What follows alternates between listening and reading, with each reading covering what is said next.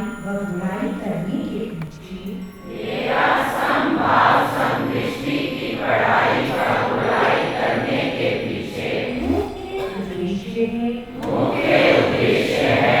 अपने यथार्थ में बने रहने हेतु आत्मज्ञान द्वारा मन वचन कर्म से आत्मभाव अनुसार हर प्राणी के प्रति परमात्म दृष्टि व वृत्ति अपनाकर अपने आत्मबल का भरपूर प्रयोग करते हुए अब तक धारण किए हुए सूक्ष्म से सूक्ष्म दोषों का निवारण कर श्रेष्ठ विद्वान गुणवान बलवान धनवान बुद्धिमान व ज्ञानवान बन सज्जन भाव का व्रत बर्ताव कर एक अच्छे इंसान की तरह जीवन जीने के योग्य बनना। मैं जानता हूँ कि यही युक्ति ही मेरे हृदय में शांति रूपा शक्ति द्वारा मुझे सदा हर विकृति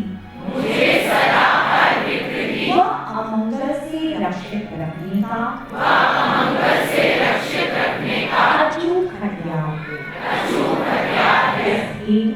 इस हेतु मैं अपने इसी उद्देश्य सिद्धि के लिए सर्वव्यापक भगवान से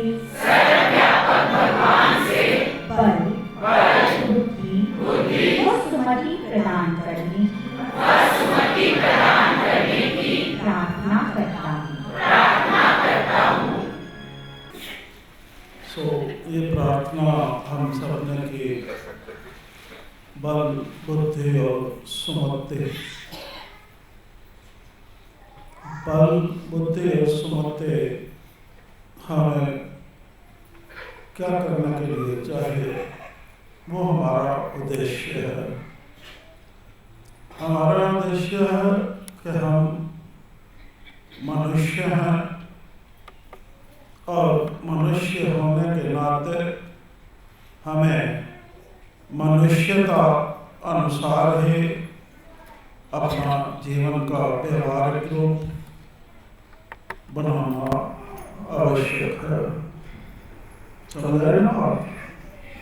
उसके प्रतिकूल कुछ भी करना अन्याय है, अपने साथ अन्याय है, सबके साथ। उसके विपरीत कुछ भी करना गुनाह है, पाप है। समझ रहे ना बात?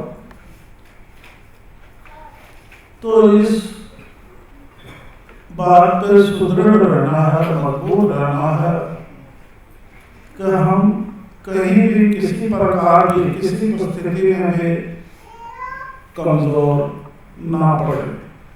अब तक हम कमजोर पड़ते आए वो हमारी नादानी थी, हमारे अंदर आत्मज्ञान की कमी मुख्य कारण था उसका। अब जब आत्मज्ञान का वर्धन हो रहा है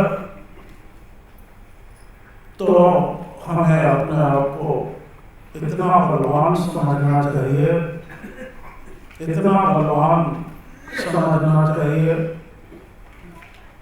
कि कोई भी नकारात्मक बात हमारे पे प्रभाव ना डाल सके, हमें प्रभावित ना कर सके और हमें वैसा करने पर मजबूर ना कर सके।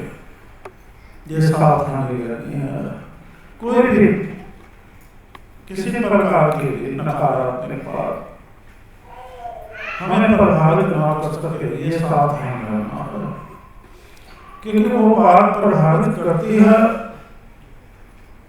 तो सब नकारात्मक भाव उत्पन्न होते हैं और फिर भावाविरोध आचरण शुरू हो जाता है।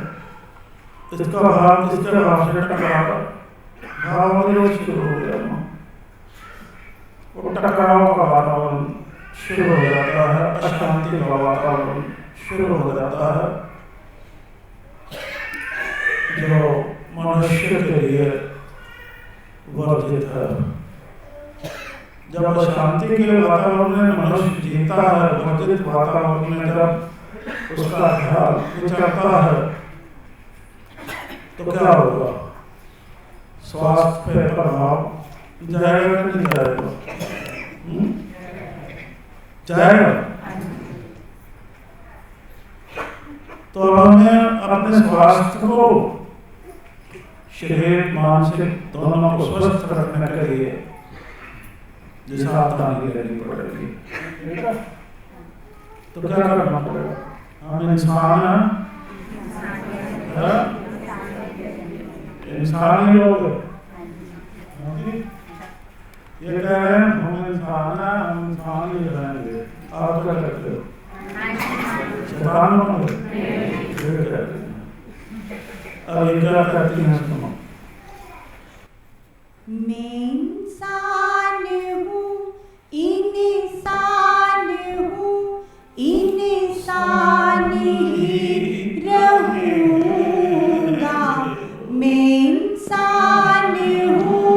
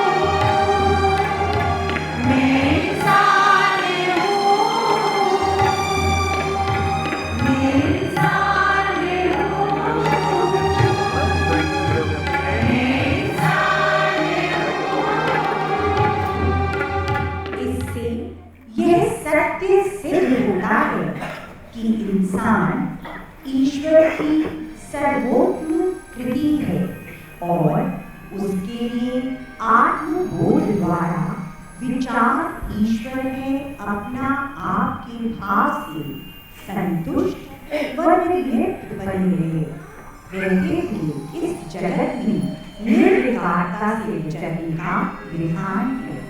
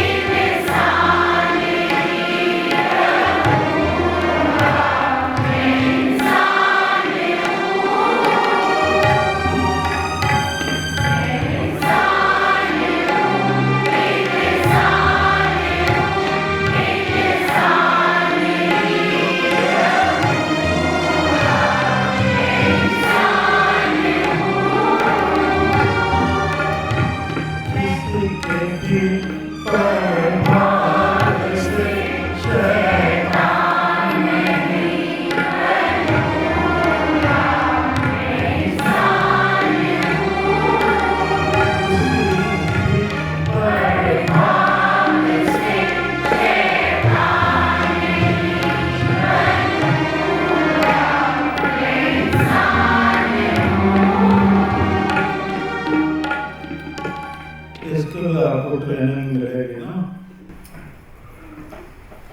कैसे किसी के प्रभाव से बचाव रखना होता है अपना, ये भी ट्रेनिंग मिलेगी। आप चलते चलो बस, ठीक है। अब जैसे बताया गया था पिछली बार ना, अब उसका थोड़ा अभ्यास करवा देते हैं ना। और जी हाँ जी, योग के अंतर्गत ये आती है श्वास को सम करने की। हमारे जो श्वास, जैसे कि पिछली क्लास में बताया था कि प्राण और अपान वायु होती है, और वो साधारणतया सामान्य जीवन में विषम ही रहती है। अरे पहले ये बताओ योग क्या होता है? योग अपने शरीर को बिल्कुल सीधा सम अवस्था में रखना, ये योग यही है। सबसे पहले यही है योग की प्रथम सीढ़ी, कि अपने शरीर को बिल्कुल सम अवस्था में, शरीर में हमारी काया, रीढ़ की हड्डी, गर्दन और सिर बिल्कुल एक ही सूत्र में सीधे होने चाहिए। अब योग समझ आ गया सबको क्या होता है? अब इनसे पूछो भाई योग ये होता है तो योगी क्या होता है? पूछो। जो अपने शरीर को मन वचन कर्म से बिल्कुल एक ही अवस्था में रखता है वो योगी होता है। जहाँ पर ठीक है ना, ऐसे सतवस्तु के ग्रंथ, कुदरती ग्रंथ के अनुसार जो योगी होता है ना, योगी वह व्यक्ति होता है जो अपना जीवन का हर काम निष्काम भाव से करता है, वो योगी होता है। योगी कौन होता है?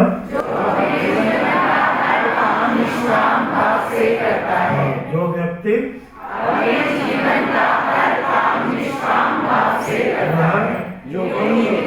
वह योगी होता है। क्या? अरे वो भी ठीक है, वो भी ठीक है। तो आप कह रहे हो कि वो उसका एक भाग है ना शरीर को सम रखना, एक कदम है उसको। अब परिपूर्णता तो वहां पर है ना, पूर्ण योगी तो वहां जाके बनेगा, घबराओ नहीं, आपको भी संभाल लेंगे ना साथ में। पूर्ण योगी वही होता है। बाकी तो जो शरीर को सम रखता है, आगे नहीं चल पाता, जो सम रखना होता है, बुद्धि हो चाहे जो भी हो, तो वो आधा अधूरा होता है ना, लड़खड़ाता है वो फिर। तो पूर्ण योगी कौन होता है?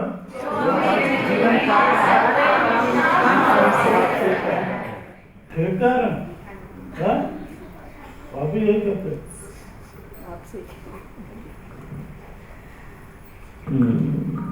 चलो अब प्रश्न है, काया, सिर और गले का सम और अचल धारण करना क्या है? यानी शरीर को सम में लाना क्या है? इसका उत्तर है, ध्यान योग के साधन में निद्रा, आलस, विक्षेप विघ्न माने गए हैं। इन दोषों से बचने के राह बहुत ही अच्छा उपाय है काया, सिर और गले को सीधा रखने से आलस व नींद का आक्रमण नहीं हो सकता। जब हम साधना करते हैं तो नींद का आक्रमण होता है अगर हम अपने शरीर को, गले को, सिर को सीधा रखते हैं तो नींद अपना आक्रमण नहीं कर सकती, ना ही आलस आ सकता है, ना ही विक्षेप, दूसरे कोई बातें मन में आ सकती हैं। तो शरीर का सम रखना योग साधना में भी और अभ्यास में भी बहुत ही हमारे लाभकारी हैं। काया, सिर और गले को सीधा रखने से आलस व नींद का आक्रमण नहीं हो सकता। ईश्वर की आराधना में शरीर का अचल बने रहना सहायक होता है।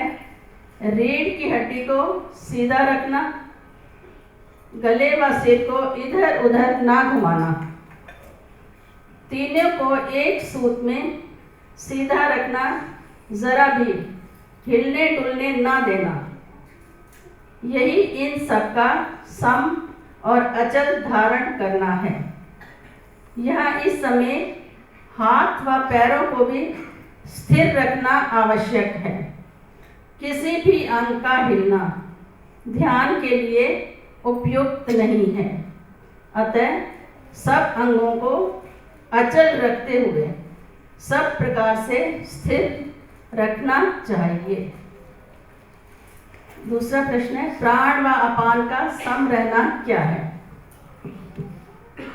प्राण व अपान की स्वाभाविक गति विषम असमान है। कभी तो हम वाम नासिका में विचरते हैं तो कभी दक्षिण नासिका में। वाम में चलने को ईड़ा नाड़ी में चलना व दक्षिण में चलने को पिंगला नाड़ी में चलना कहते हैं। ऐसी अवस्था में मनुष्य का चित्त चंचल रहता है। इस प्रकार विषम भाव में विचरने वाले प्राण और अपान की गति को दोनों नासिकाओं में समान भाव से कर देना, उनको सम करना है। यही सुषुम्ना में चलना है। सुषुम्ना नाड़ी पर चलते समय प्राण और अपान की गति बहुत ही सूक्ष्म और शांत रहती है। तब मन की चंचलता और अशांति अपने आप ही नष्ट हो जाती है।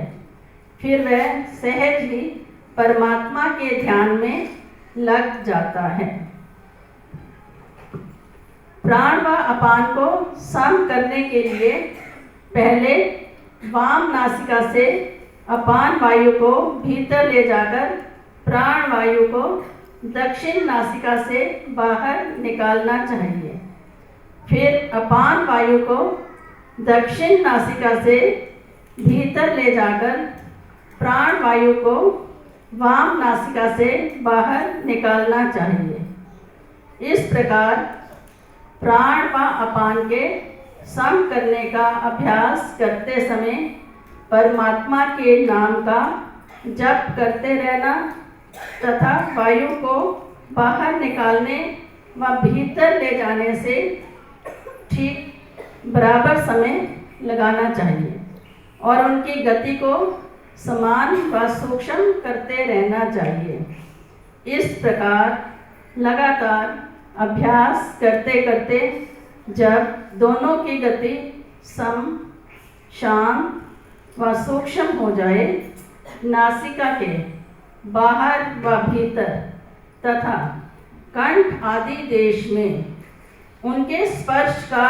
ज्ञान ना हो, तब समझना चाहिए कि प्राण व अपान सम और सूक्ष्म हो गए। इस प्रकार शरीर सम, श्वास सम, मन सम बुद्धि व चित्त की समता दृष्टि को भी सम कर देती है। ऐसी सम अवस्था में ठहरा प्राणी ईश्वर तुल्य अर्थात ईश्वर को प्राप्त कर ईश्वर ही हो जाता है, क्योंकि ईश्वर सम है और सम ही ईश्वर है। अब इन क्रियाओं को हम करके देखेंगे, इसी में हम आगे चलते हैं किस तरह से करना है। तो सब शरीर को सम अवस्था में रखिए और मुख पर प्रसन्नता कि हम सम अवस्था की ओर एक कदम बढ़ाने जा रहे हैं, तो मुख हमारा प्रसन्न होना चाहिए। अंदर से प्रसन्नता जो है मुख पर नजर आनी चाहिए कि हम कितने प्रसन्न हैं, किस कार्य में हम आगे बढ़ रहे हैं। तो सबसे पहले आप देखिए, एक बार सजन करेंगे, हाथों की स्थिति देख लीजिए, कैसे नासिका को बंद करना है और खोलना है। हमारे दो सीधे हाथ से, एक अंगूठा और बीच की अंगुली, यही दोनों उंगलियों का काम है। सिर्फ इन्हीं दोनों उंगलियों से ही हम अपनी नासिका को बंद करेंगे, खोलेंगे। कैसे करेंगे, सबसे पहले आप देख लीजिए, सजन करेंगे, उसके बाद हम उसका अभ्यास जो है बारी बारी से करेंगे। पहले आप एक बार देख लीजिए ना सबने। तो सबसे पहले एक बार देख लीजिए, उसके बाद हम करेंगे। सबसे पहले दाएं हाथ के अंगूठे से दाएं ओर की नासिका बंद कीजिए। दाएं हाथ से दाएं ओर की नासिका को बंद कीजिए और बाएं नासिका से श्वास लें, श्वास भरें। आवाज नहीं आनी चाहिए, बिल्कुल सम गति, बिल्कुल धीरे शांत मन से, आवाज नहीं आएगी। सांस की, आंखें बंद हैं। अब अंगूठे को हटाते हुए बाईं नासिका से श्वास छोड़िए, बाईं ओर से छोड़िए और बड़ी अंगुली से बंद करते हुए दाईं ओर को श्वास छोड़ें। देखिए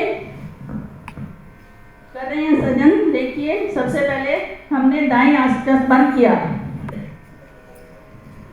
बंद कर लिया अंगूठे को दाईं ओर से, फिर सांस हमने बाईं ओर से भरा है। अब अंगूठा हटाते हुए दोनों उंगलियों से नासिका को बंद कर देना है, बाईं नासिका को बीच वाली उंगली से बंद करना है। फिर यहीं से श्वास लेना है, दाईं ओर से श्वास लेते हुए बंद करिए, बाईं ओर से छोड़िए, फिर यहीं से लेना है और यहीं से ही छोड़ना है। इस प्रकार बारी बारी से पहले बाईं ओर से सांस भरना है, दाईं ओर से निकालना है, दाईं ओर से भरेंगे और बाईं ओर को छोड़ेंगे, फिर वहीं से ही भरना है। जहाँ छोड़ना है सांस को, उसी ही नासिका से सांस को लेना है। इसमें थोड़ी सी आपको रुकावट आ रही होगी सांस में, एक तरफ की नासिका खुली होगी, एक तरफ की बंद होगी। आपने ये चेक करना है कि कौन सी नासिका खुली है, कौन सी बंद है। आप अपने हाथ की स्थिति ठीक कीजिए।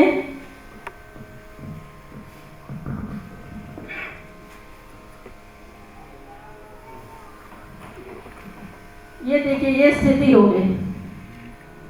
ऐसे नहीं करना, हाथ को ऐसे रखना है, बिल्कुल धीरे से हल्का सा आप हटा देंगे, नासिका खुल जाएगी और दूसरे हाथ से दबा लेना है।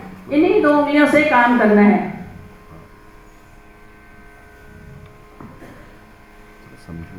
एक बार फिर शुरू करेंगे, बिल्कुल सम अवस्था में, हाथ नीचे, सम अवस्था में, बिल्कुल शरीर गर्दन कुछ नहीं हिलेगा। दायां हाथ अंगूठे का जो अपना दाईं नासिका पे रखिए, बिल्कुल ऐसे सीधा। सांस लीजिए बाईं ओर से, इसको बंद कीजिए, अंगूठा हटा दीजिए। अब बाईं ओर से सांस छोड़ा है, बाईं ओर से फिर अपना उसी में ही आपने लेना है।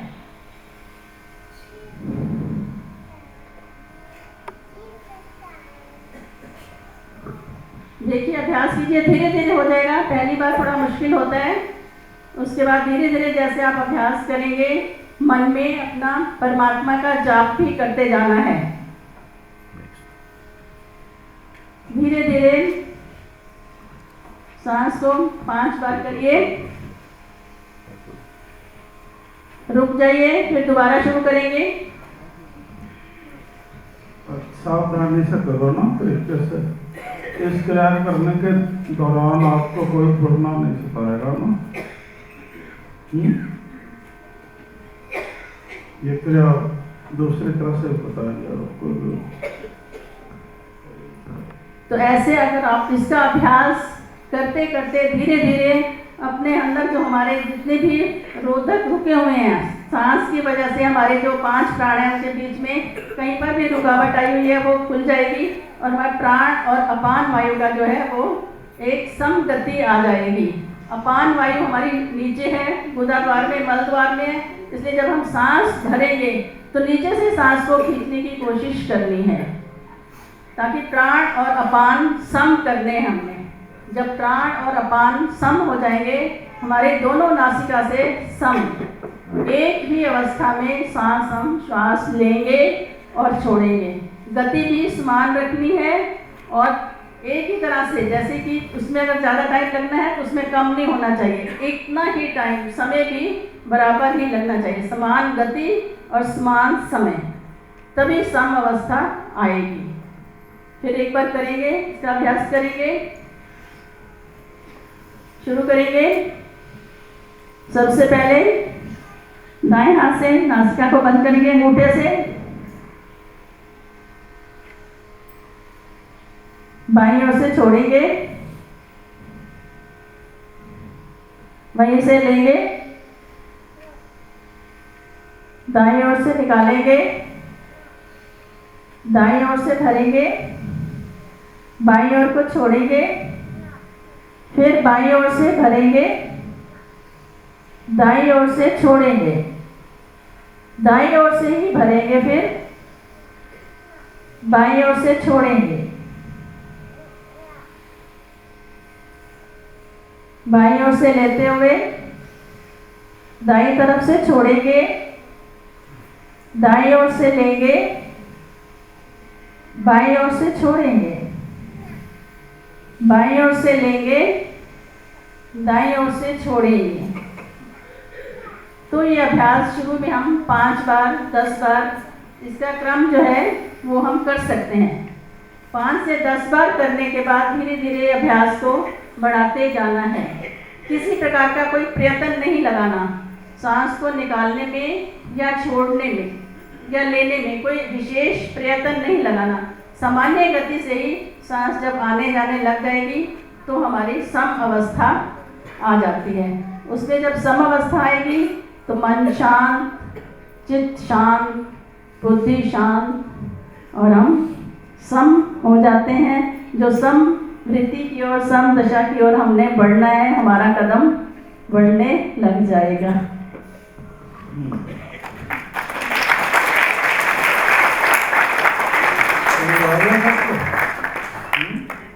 अब इसमें हम अपने साधारण जीवन में जांचना भी कर सकते हैं कि हमारी कौन सी नासिका चल रही है, कौन सी नहीं चल रही है। आप एक तरफ की कोई भी नासिका को पहले बंद कीजिए, दाईं को बंद कीजिए और सांस लेने की कोशिश कीजिए। अगर तो ये सामान्य गति में आ रही है तो ठीक है, कोई रुकावट आ रही है तो उसको अपने देखना है कि वो रुकावट आ रही है, उसको दूर करने का प्रयास करना है। इसी तरह से दूसरी नासिका को कीजिए। उसमें हम देख सकते हैं कि हमारी श्वास की गति सामान्य है या बीच में कोई रुकावट है। तो जहाँ पर भी रुकावट है हम उसको बंद करके दूसरी तरफ की अगर हम सांस लेंगे नासिका से तो थोड़ी देर में हमें रुकावट महसूस तो होगी, घबराहट भी होने लगेगी, पर उसके बाद वो अपने आप चल पड़ेगा, क्योंकि ये स्वाभाविक क्रिया ही है कि दोनों की नासिकाएं हमारी खुली होनी चाहिए, तभी हमारा शरीर स्वस्थ रहता है। हमें कोई रोग या बीमारी इसी कारण होती है कि एक नासिका हमारी, उसमें से श्वास हम लेते हैं, दूसरी नासिका से श्वास नहीं ले पाते, वहाँ रुकावट होती है जिसके कारण कि हमारा शरीर अस्वस्थ हो जाता है। अंगूठा हटाते हुए सांस छोड़िए, दूसरी नासिका बंद कीजिए और वहीं से ही सांस लेना है। अंगूठे से बंद करिए, दूसरी तरफ छोड़िए, वहीं से ही सांस लेना है। बंद कीजिए, दूसरी तरफ से छोड़िए, वहीं से फिर भरना है। बाएं से निकालिए, बाएं से ही भरिए, दाएं से छोड़िए, दाएं से ही निकालना है। दाएं से भरिए, बाएं से छोड़िए, बाएं से भरिए, दाएं से छोड़िए, दाएं से भरिए, बाईं ओर से छोड़िए, बाईं ओर से लीजिए, दाएं ओर से छोड़िए, दाईं ओर से भरिए, बाईं ओर से छोड़िए, बाईं ओर से भरिए, दाईं ओर से छोड़िए, दाईं ओर से भरिए, बाईं ओर से छोड़िए। ठीक हो गया? ठीक है, चलो शाबाश, ये कर लेना ना सारे। ठीक है, जो बंद है उसको खोलेंगे। कुछ और बताना है तो बताओ।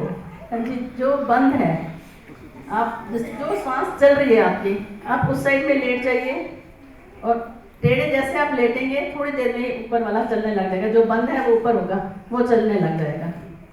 या उसको आप ऐसे बैठे बैठे भी कर सकते हैं। जो बंद है उसी खुला हुआ है उसको बंद कीजिए, जो खुला हुआ है उसको बंद कीजिए। तो धीरे धीरे थोड़ा जोर लगाना पड़ेगा, खींचना पड़ेगा, फिर उसके बाद वो श्वास जैसे लेने लग जाओगे फिर वो चल पड़ेगा। क्योंकि उसको कोई कफ वगैरह जमा हुआ है वो प्रेशर से बाहर निकल जाएगा, वो चलने लग जाएगा। ये अभ्यास से धीरे धीरे हो जाएगा। चलो ताली बजाओ।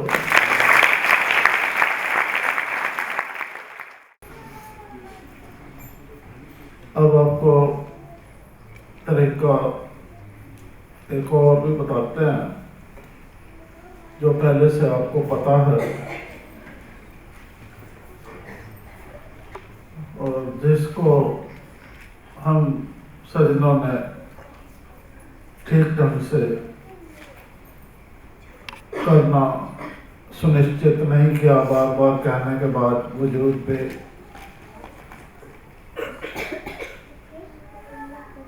तो फिर और तरह से करना पड़ता है ना सब कुछ। तो फिर भी शायद अकड़ टिकाने आ जाए तो बता देते हैं आपको। ठीक है, अब करवाते हैं। आओ जी, दोनों आ जाओ ना।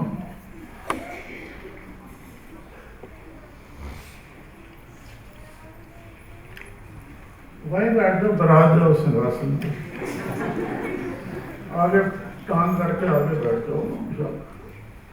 चौकड़ी मारनी चौकड़ी मारो, जैसे भी बैठना आराम से। पास हो जाओ तो अच्छा ही है, चौकड़ी मार के पास हो जाओ।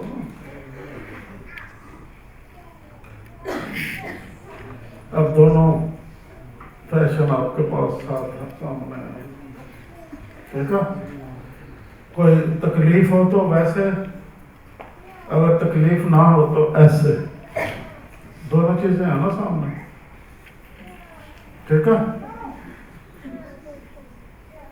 अब जैसे आपको हमें सबको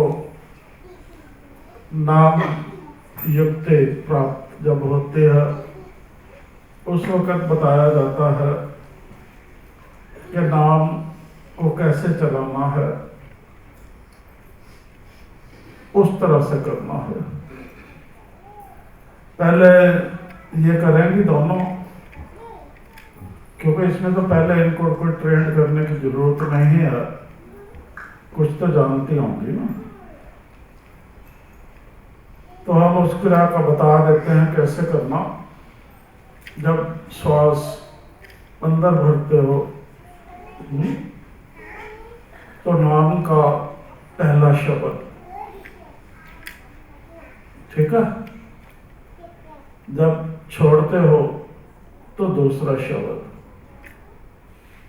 फिर जब भरते हो तो तीसरा शब्द, फिर चौथा शब्द। ठीक है, इसी को ही दोहराना है। फिर पहले ये करो, ठीक है, अपने मन में करो और ये सावधानी लेनी है कि जैसे ही पहला शब्द हृदय में चले, आगे बढ़ेगा ना, श्वास पूरा बढ़ते हुए चले ना, तो छोड़ते वक्त वो चले, तो बराबर का समय बराबर का ही होता है ना।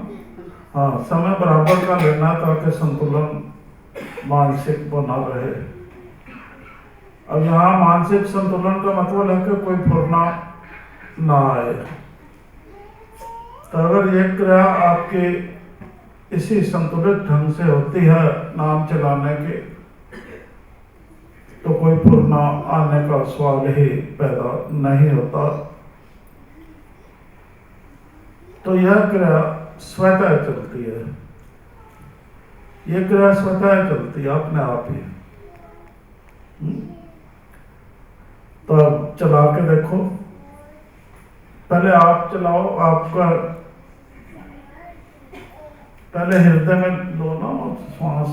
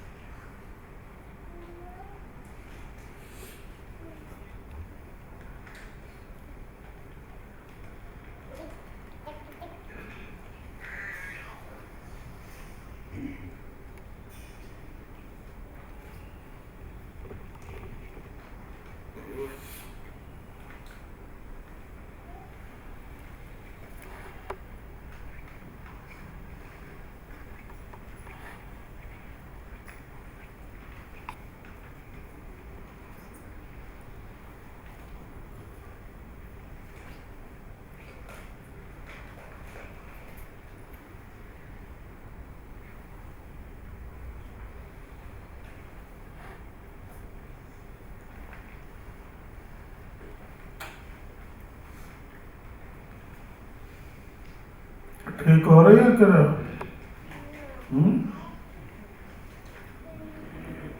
आप दोनों का ठीक हो रहा है?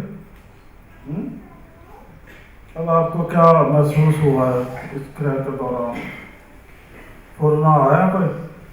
है? माइक क्या महसूस हुआ? ये आप क्या कर रहे हो? आपको पता लगेगा ना कि आप क्या कर रहे हो तो दिलचस्पी पैदा होगी। तो जब सब खुल ही रहा है तो ये भी खुल जाएगा। फुरना नहीं आया। हाँ? फुरना कोई भी नहीं आया। हाँ? फुरना नहीं आया अंदर, फुरना नहीं आया, अपने उसी पे ध्यान फुरना दिया। तो नहीं आया पर महसूस क्या हुआ? अंदर बहुत शांत शांति। ठीक है। तो शांति क्यों महसूस हुई? सवाल तो ये पैदा होता है, क्या हुआ? शांति तो महसूस हुई, अब जो आपको ये हुआ, जो पकड़ना है कि ये हो गया, अब इससे क्या उद्देश्य आपका सिद्ध हो गया, ये खबर होनी चाहिए ना। वो ज्ञान सामने नहीं आया, तो वो तो अभ्यास से आता है ना।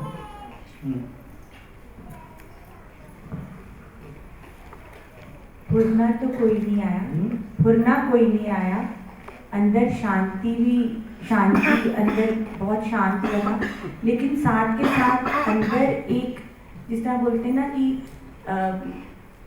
हृदय में तो वो चीज़ होती है, लेकिन फिर वो जो प्रकाश होता है ना उसका, वो यहाँ नज़र आता है। तो जितनी देर अफुरता बनी रहती है वो प्रकाश टिका रहता है।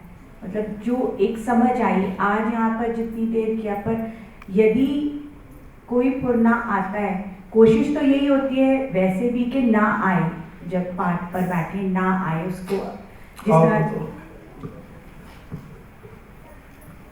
अब समझो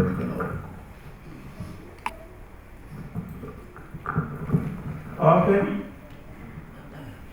उस ईश्वर की औलाद हो, सपुत्र बन जाओ ना,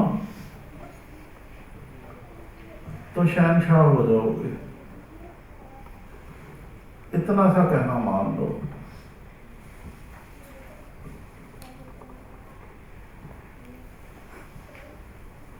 धैर्यवान बनो और संतोषी बनो। प्रभाव में मत आओ किसी पे, ना ही प्रभावित करने का यत्न करो किसी को गिराने के लिए।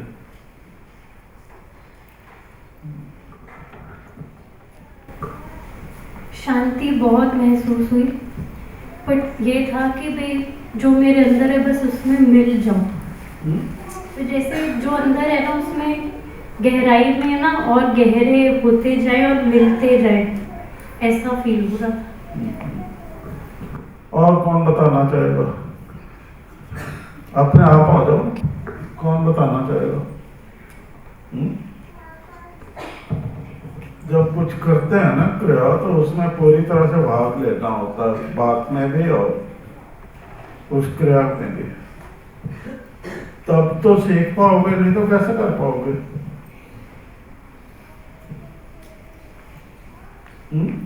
दोबारा करो और फिर बताओ हमें।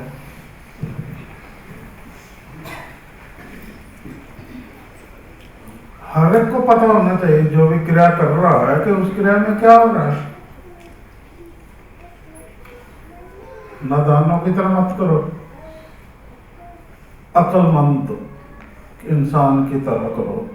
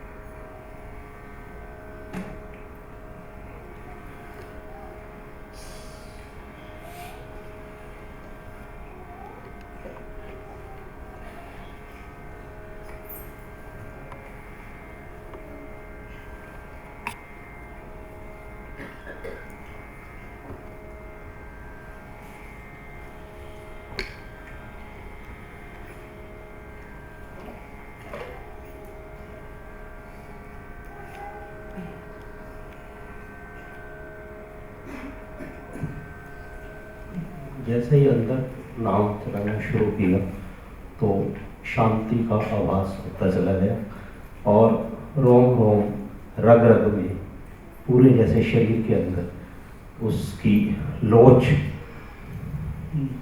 पैदा हुई और रोम रोम रग रग में वह प्रवाह चलने लगा। और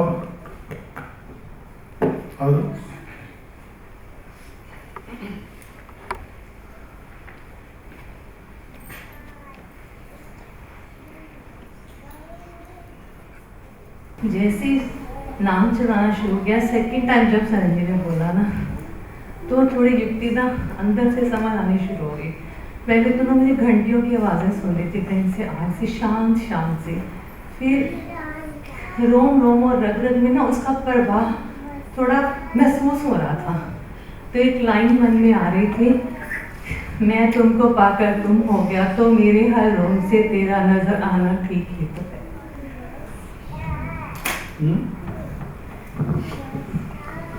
हंस कर अच्छा लगा। और कौन बताएगा? सही बताना बिल्कुल।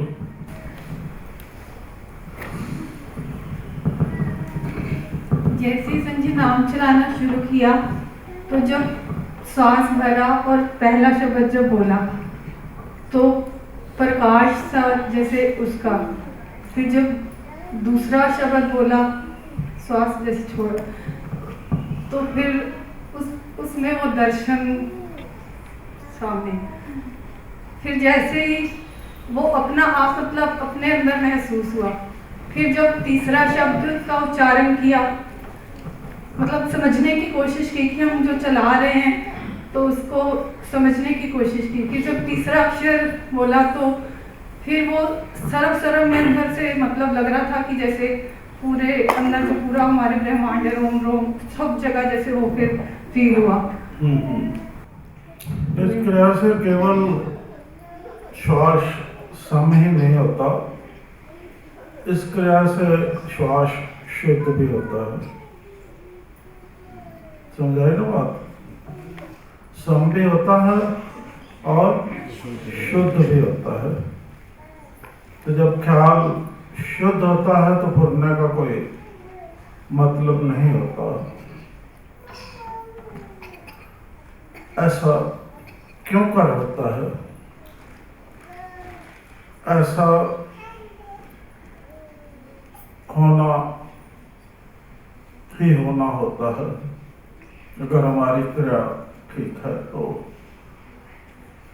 इस क्रिया से हमारे अंदर विचार ईश्वर है अपना आप का भाव सुदृढ़ होता है। इस क्रिया से क्या होता है? विचार ईश्वर है अपना आप का भाव सुदृढ़। क्योंकि हमारे पास सम भी है और विशुद्ध भी है। ठीक है? जब सम है और विशुद्ध है, जहां विशुद्धता है वहां सत्य का दर्शन होता ही होता है, वहां सत्य की प्रतीति होती ही होती है। दोनों चीजें होगी ना, तो वहां सत्य की प्रतीति होती है। विचार हमारा कहता है कि ईश्वर है अपना आप। अब वो विचार भाव में जा रहा होता है और भाव में ऊपर कौन रहा होता है? ईश्वर है अपना आप। प्रतीति होती है ना विशुद्ध।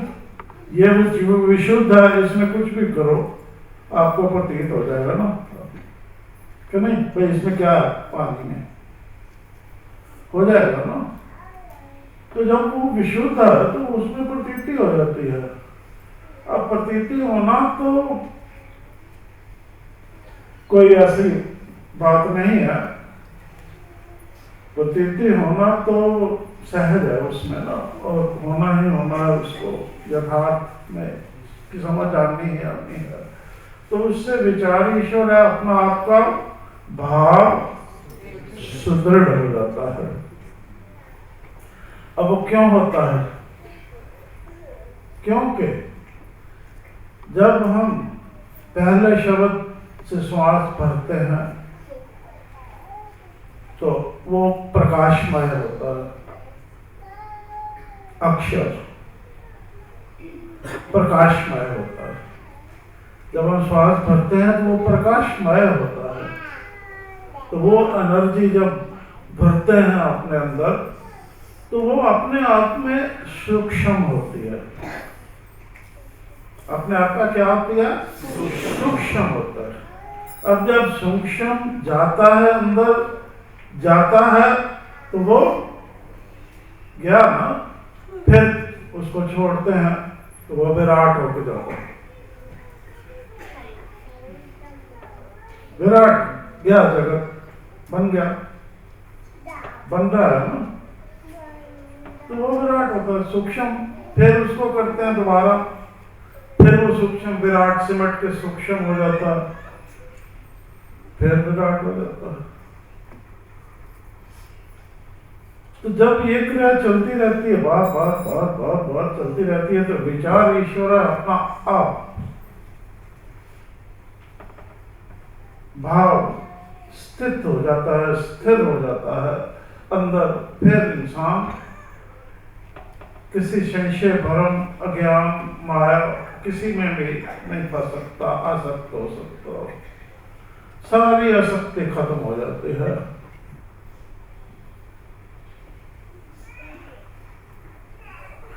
तो ये तो युक्ति हमारे पास सत्य पातशाह जी ने पहले प्रदान कर रखी है, और हमारी लापरवाही है ना।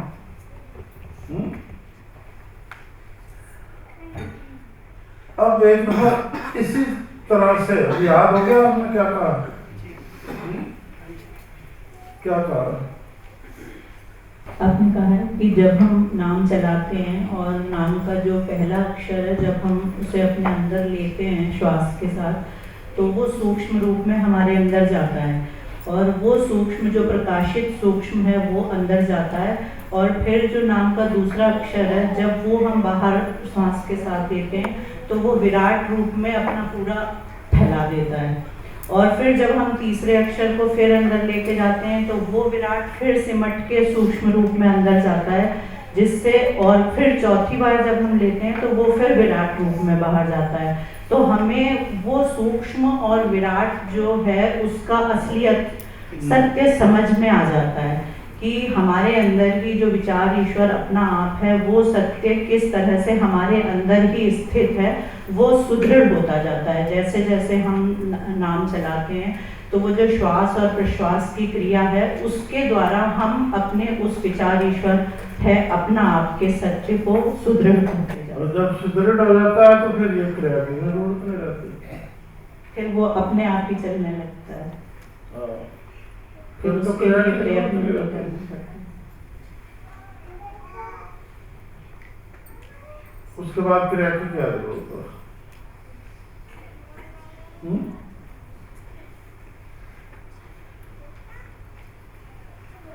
ठीक है क्या?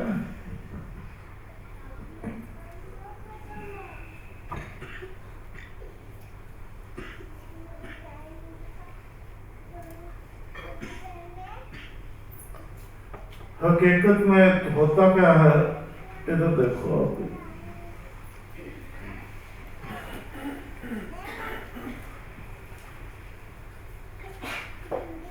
हम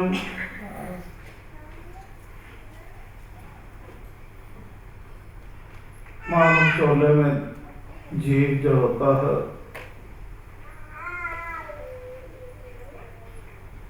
ये जो क्रिया चलती है उस क्रिया के दौरान निर्गुण और सरगुण की रचना चलती है। इस क्रिया के द्वारा निर्गुण सरगुण में आता है, सरगुण प्रकाशित हो जाता है, नजर आने लगता है। निर्गुण का प्रकाश सरगुण में जाता है, ये सारा नजर आता है ना, रूप में चला गया। निर्गुण प्रकाश आया, हमने लिया, वो रूप में चला गया, अब निगरान बन गया।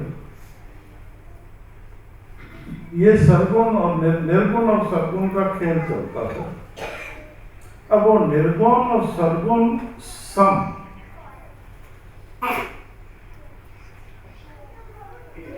आभास करना, निर्गुण और सरगुण का सम आभास करना, कहीं और कहीं नहीं है कुछ भी, ये क्रिया सही सब हो जाता है। तो अगर निर्गुण और सरगुण दोनों हम सम मान पाते हैं तो कोई फर्क नहीं रहता। जब कोई फर्क ही नहीं है दोनों तरफ, हमारी वृत्ति कहाँ डोल सकती है? फिर ना इधर डोल सकती है ना इधर डोल सकती है। ठीक है कि नहीं? वृत्ति डोल ही नहीं सकती। डोल ही नहीं सकती तो क्या होगा? इसका संतुलन सम रहेगा नहीं रहेगा। तो डोलेगी तो तब जब हम निर्गुण सरगुण में उस क्रिया के दौरान जो ले जा रहे हैं सूक्ष्म है ना ब्रह्म सदा में विराजमान, तो जा रहा है और प्रकाशित कर रहा है हमारे निज को, जो हम निज है हमारा उसको प्रकाशित कर रहा है और इसको कह रहा है समझ। ये है। अब जब आ जाती समझ तो बुद्धि ठिकाने आ जाती है।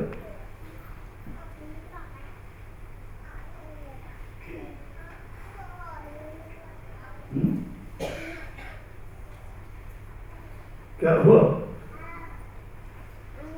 है? कुछ हुआ? इधर आ जाओ। अरे कुछ हुआ? ये पता नहीं था है? तो हमें तो पता था।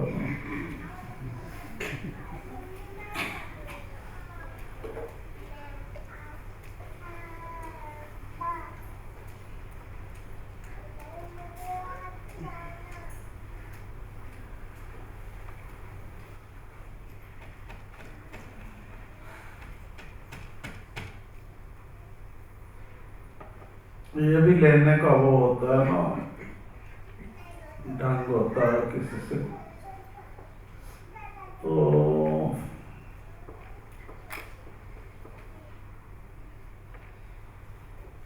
ईश्वर तो हर वक्त तैयार है, जो भी चाहो प्राप्त कर लो, पर उस प्राप्ति को के मालिक मत बन बैठो। उस प्राप्ति की मलकियत मत समझो अपनी।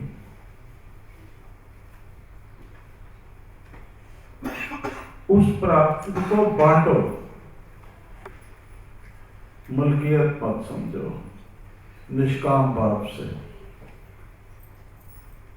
तब तो वो प्राप्ति आपकी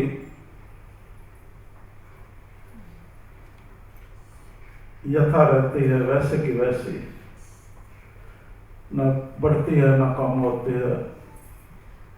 तो अगर तंग दिल हो जाते हो या संग दिल हो जाते हो या जो भी होता है, उसे अपना ही समझकर मलकियत जताते हो, तो उस प्राप्ति का जो लाभ होता है वो कभी नहीं उठा सकते हो। वस्तु घर में है पर इस्तेमाल नहीं कर सकते। जब इस्तेमाल से छूटती है तो धीरे धीरे स्मृति से ही निकल जाती है कि वो वस्तु मेरे पास है, वो स्मृति से ही निकल जाती है। अब वो स्मृति में बनी रहे बनी रहे बनी रहे, वो इस तरह बन जाए, उसके लिए ये क्रिया आवश्यक होती है। देना देना देना, जितनी बार आप देते हो वो उतना ही मजबूती से स्मृति में रहता है, कभी नहीं भूल सकते आप।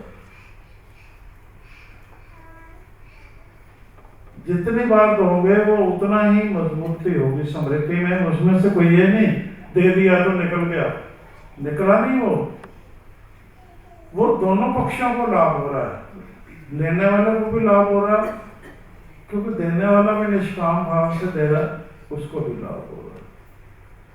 अगर काम भाव से कामना से देता है, उसमें आदान प्रदान कुछ होता है, तो वो दिया और गया, वो गया, वो नहीं रह सकता स्मृति में।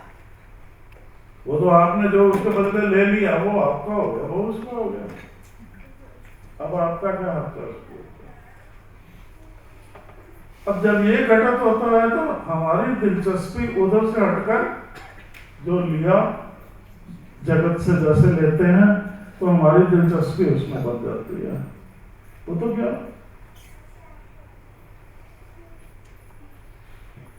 वो तो गया ना, तो हमारी दिलचस्पी उधर हो गई जो हमने लिया उस देने के बाद।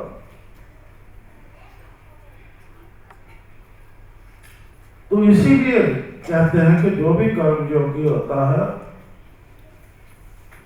वो व्यक्ति निष्काम भाव से हर काम करता है और हर आसक्ति से आजाद रहता है, हर आसक्ति से आजाद रहता है। और समता और सहृदयता उसका स्वभाव होता है। यही ना,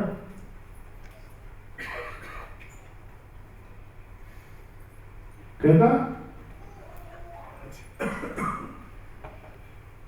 अब कर लेना, पर अभी तो वो करना ना जो आपको वहां कहा था कि शुभकामना देरी नहीं करनी।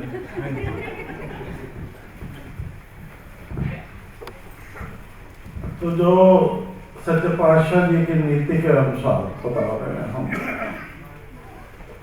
हमारे पास कुछ नहीं है देने को। ये आप गांठ बांध लो, वो भी सच्चे पातशाह जी की नीति के अनुसार बता रहे हैं।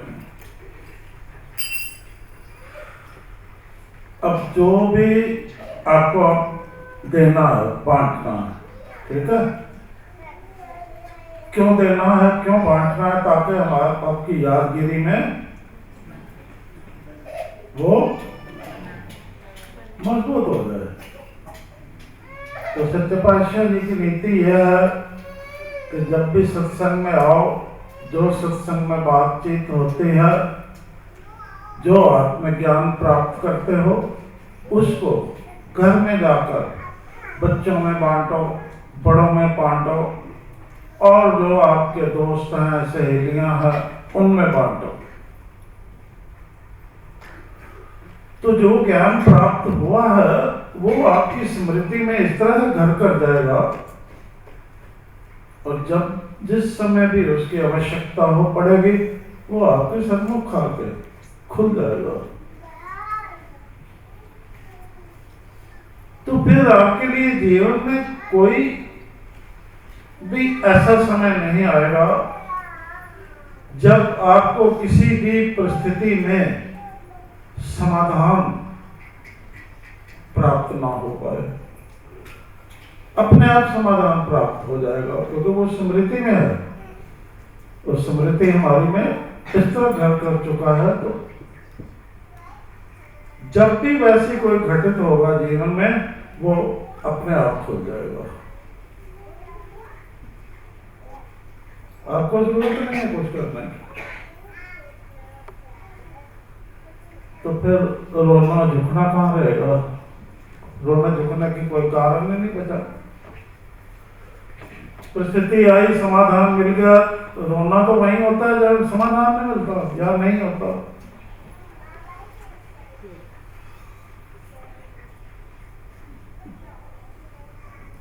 ठीक है क्या? तो इसको अपने आप बांटना है। अब इसमें आपका मुकाबला है कि कौन अधिक से अधिक सजना में बांटता है। और ये क्रिया आपकी चलती रहनी है।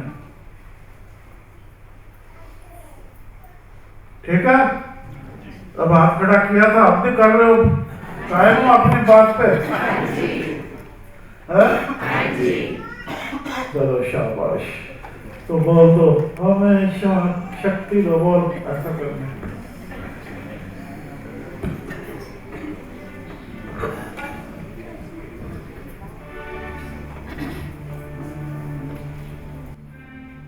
हमें शांति दो, हमें शक्ति दो, हमें शांति दो, हमें शक्ति दो, हमें शांति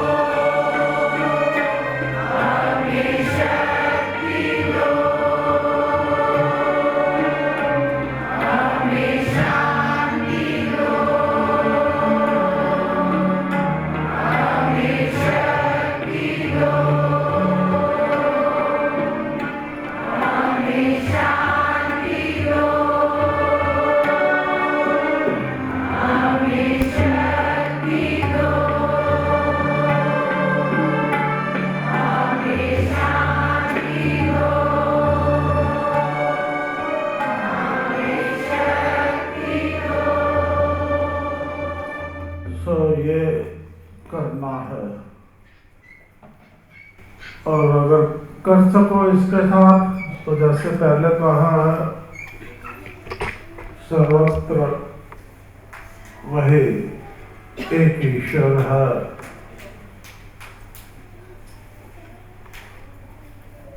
जब भी आपस में विचरो उस भाव को लेकर विचरो।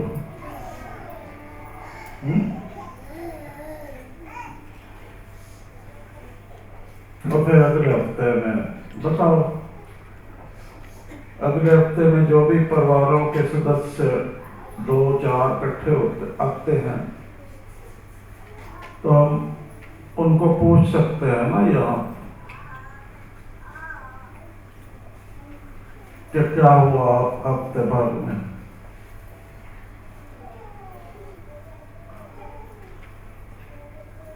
क्या इस सत्य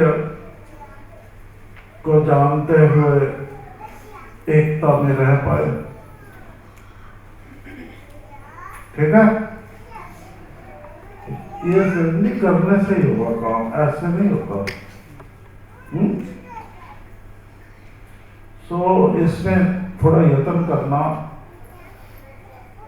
अब किसी ने अपना हित समझो। अब चलो ऊपर।